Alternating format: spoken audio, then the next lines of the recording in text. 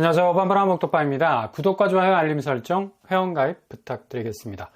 거래량이 3월에는 4,000건을 훌쩍 넘어설 거라는 기대가 시장에 쫙 깔리긴 했었는데, 이제 3월 카운트까지는 내일이면 그냥 연줄이 끊어져 버리죠. 그래서 나온 최종적인 수치를 할 수 있는 거래 건수, 대략 서울 아파트 4,000건을 간신히 턱걸이하는 4,060건 정도 수준. 아마도 이 수준에서 마무리가 될 것으로 보이고요.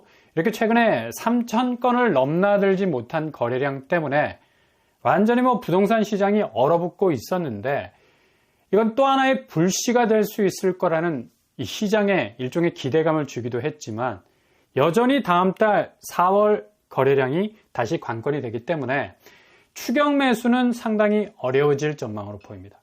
잠시 잠깐 이 4,060건의 거래량은 올라온 수치일 뿐이고, 특히 우리나라 부동산 심리상 뭔가에 쫓기는 듯한 느낌이 나면 사정없이 저가 공세로 나온 매매 시장 쪽으로 급격하게 눈을 돌리게 되는데, 특히 노도강 쪽의 분위기가 심상치 않아서 하락세에도 지금 서울 다른 여타 지역에서는 펌프질하기가 바쁜데, 오히려 노도강, 여기는 오히려 빵꾸가 나서 아무리 공기주입기 오토매틱으로 들이대도 집값이 슬슬 빠져나가는 추세로 가고 있으니, 당연히 고정금리의 저금리 혜택을 잔뜩 받은 신생아 대출, 물고 들어온 수요들이 대거 몰린 것은 사실이죠. 근데 메뚜기도 한철이라고, 이런 분위기는 곧장 시들시들해지고 있는데, 매매 시장을 혹여 상당히 여유로운 콧노래를 부르는 집주인들로 분위기가 바뀌고 있다는 그런 소식도 전해지고 있는데, 지금 거래가 4,000건 넘어섰다는 이 신호만 보고 매물을 내놓은 집주인들이 제값을 받으려는 이 계산기를 두드린다는 건 조금 상당히 시장을 오해한 판단일 수가 있습니다. 실제 거래 성사 자체가 굉장히 어려워지기 때문이죠. 서울 거래량 4,000건 돌파는 거래가 성사되기에 딱 좋은 저가의 소형 아파트들, 그러니까 확실하게 스스로의 허리를 굽히고 들어온, 그러니까 빨리 팔고 튀겠다는 생각에 갭투 세력들이 결집, 그대로 주변 시세 무시하고 깜빡이 키지 않고 급작스럽게 끼어드는 사례들이 많아서 오히려 이 거래 절벽 상황에서도 나름의 선방을 한 건데, 이것도 끝물이라서 지금 84,000건의 매물들은 이런 베이스를 깔고 있지 않으면 절대로 1년이 아니라 10년을 기다려도 그 가격에는 매수가 입지를 하지 않을 겁니다. 근데 이상한 환상에 사로잡힐 수밖에 없는 건, 그렇게 이전처럼 부동산 시장이 다시 자력으로 살아날 수 있을 거라는 생각도 강해서인데, 이거 자칫 오판하면 그냥 그대로 본전도 못 치는 떡락하는 집값 폭포수 밑에서 그걸 고스란히 떠안아야 하는 상황이 올 수도 있습니다. 그만큼 시장 상황은 완전히 천지개벽을 해버렸죠.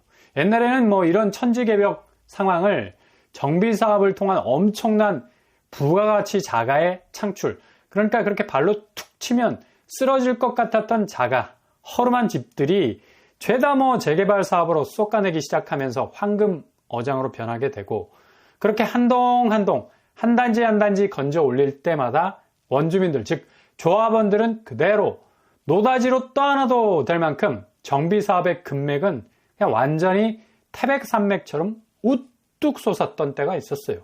이걸 부동산 천지개벽이라고 불렀는데, 지금 재건축 완전히 망하지 않았습니까? 서울시에서는 폭탄선언까지 하지 않았습니까? 재건축하는 아파트 요양시설을 의무화로 추진하겠다라는 그런 어떤 마스터 플랜도 엿보였었는데, 이건 굉장히 충격적이죠. 그러니까 이 재건축 부분 분담금 문제 때문에 10억 이상 분담금을 내야 하는 그런 부담감도 있고, 또 이렇게 새로운 입법을 통해서 기존에 혐오시설이라고 불렸던 요양시설까지도 의무적으로 지어야 하는 그런 또 부담까지 생기게 됐으니까 재건축 시장 상당히 좀 어려운 상황이라 볼 수가 있겠습니다. 그래서 상황이 이제 완전히 바뀌어버렸죠. 천지개벽도 이번에는 분위기가 달라. 부동산 상황이 이제 더 이상 전통적인 사이클상에서 움직이지 않기 때문입니다.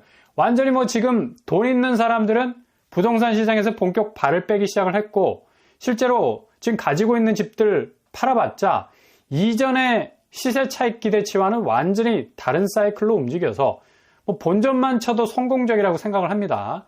이분들은 그래서 더 이상 현금화하기 어려운 집들 붙잡기를 꺼려 해서, 주로 좀 전에 말씀드린 집주인들이 매물 내놓은 것이 낚시하는 것처럼 세워라 내워라 하는 스타일들이 아니란 얘기죠. 바로 급매로 쳐서 황금성을 확보하고 그 돈으로 금융시장 쪽으로 옮겨가는 동선 만들고 있는데 이걸 기존 매물을 내놓은 집주인들이 잘 몰라. 그냥 그렇게 무작정 버팅기기만 하면 집값이 오를 줄 아는데 실상 그 집값 죄다 올린 사람들은 이미 다 빠지고 있는 상황이라서 다시는 집값이 고점을 운운할 만큼 오르지 못할 겁니다. 이게 바로 자산시장의 새로운 천재기백이죠.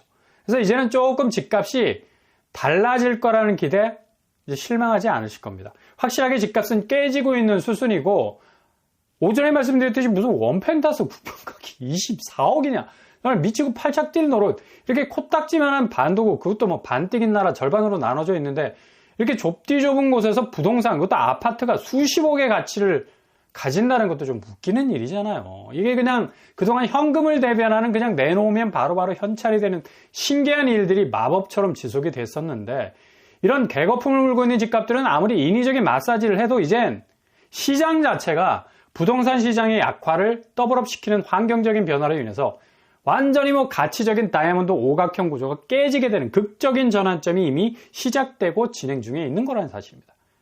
누구나 집에 대한 생각을 바로잡을 수 있는 그냥 그걸로 인생 팔자 고친다는 생각이 완전히 내리에서 사라져버리게 되는 접근성이 좋은 가격대로 바뀌게 될 거고 이게 내피셜이 아닙니다. 이후 집값이 그렇게 돌아가는 때 제 영상 한번 돌려보시라.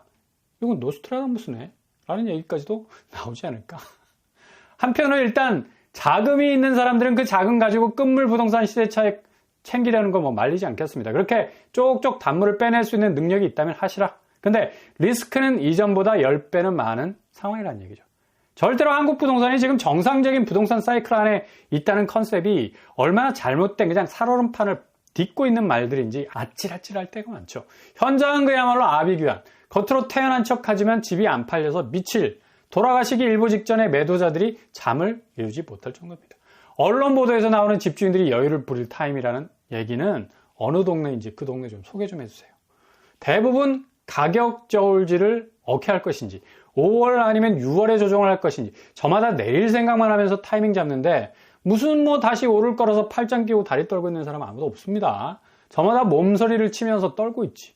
부동산 호재가 한끗 머리털도 안 나오고 있고 지금 뭐 정부에서 내놔야 할 부동산 정책은 뭐 거의 4월, 5월로 가면서 전무하잖아요.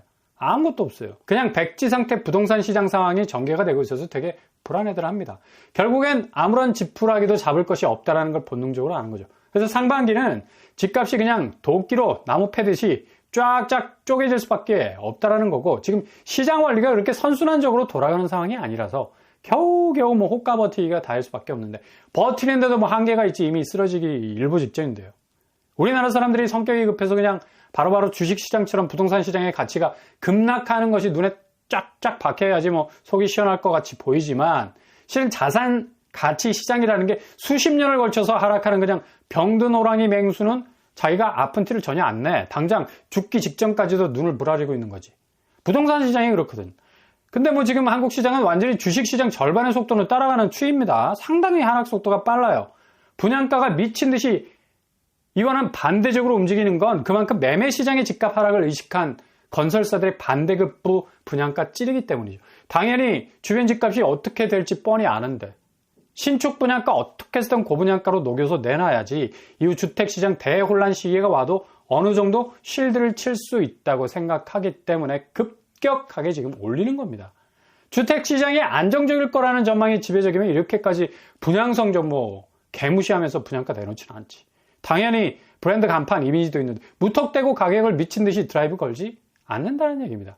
이미 금리라는 만유 인력의 법칙이 자본시장에서 자산시장을 압박하는 쇠고랑 체인지가 2년이 넘었어요. 그리고 더 이상 그 고리가 끊어지지 않는다는 걸 알기 때문에 이런 스탠스를 취하는 건데 오늘 한국은행도 뭐 금리 장난이 아니라는 것 제가 누누이 지난달부터 말씀드렸었죠. 미국 기준금리 둘째치고 우리 주담대금리 본격적으로 오를 거라고. 오늘 한국은행이 발표한 가계대출 금리 부분도 아주 중요한 포인트를 딱딱 찝어주고 있는데 대출금리는 4.85% 전월 수준을 유지하고 있기는 하지만 대체로 오름세로 가고 있다는 사실.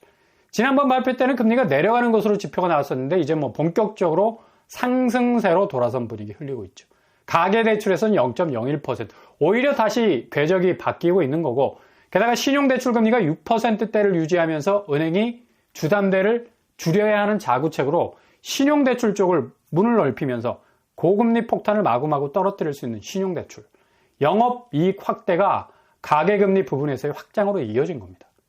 결국 우회로가 막히면 또 다른 우회로를 찾아다닌다는 건데 이렇게 가계금리 수준은 앞으로 소폭이 아닌 거의 배 이상으로 급격하게 금리 부분의 압력이 작용하는 쪽으로 흐르게 될 겁니다. 결국 부동산 시장은 실제 대량의 거래를 주도하면서 가격을 좌지우지했던 쩐주들, 돈 있는 다주택자들이 주택을 정리하고 있으면서 자연스럽게 자금이 빠져나가고 있는 상황이고 동시에 은행 쪽 대출금리의 상승세로 인해서 앞으로 진입해 들어올 자금마저도 여의치가 않아서 결국 끓였던 된장국 다시 두세 번 끓일 정도의 쪼그라든 파이 속에서 악전고투, 결국 집값은 완전히 사이클을 벗어나는 궤적으로 가게 될 겁니다.